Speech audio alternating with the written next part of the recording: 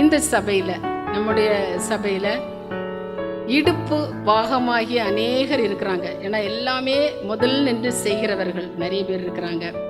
சுண்டு விரல் மாதிரி உள்ளவங்களும் நிறைய பேர் இருக்கிறாங்க. நம்ம அவ்வளோ பெரியதான வேலையை செய்யாமல் இருந்தாலும் சிறு சிறு வேலையை செய்கிறோம்.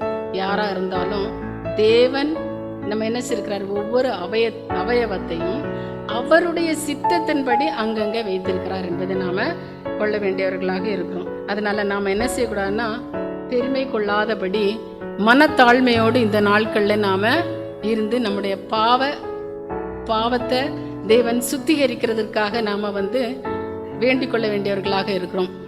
வெளிப்படுத்தல நம்ம வாசிக்கிறோம் இல்லையா, பரிசுத்தமாக இருக்கிறவன் இன்னும் பரிசுத்தமாக இருக்கட்டும், நீதி செய்கிறவன் இன்னும் நீதி செய்யட்டும், அசுத்தமாக இருக்கிறவன் அநியாயம் செய்கிறவன் இன்னும் செய்யட்டும். அது எப்போ வரும்னா, நம்ம அந்த பிரகாரத்தில் நின்றுட்டு பெருமையோடு நின்றுட்டு இருந்தோம்னா, இந்த வசனம் என்ன சொல்லுது, தாழ்மைப்படுத்தாத எந்த ஒரு ஆத்மாவும் இங்கே என்ன செய்வானோ அந்த சபையிலேருந்து அறுப்புண்டு போகப்படுவான் அப்படின்னு தான் வேதம் சொல்லப்படுது.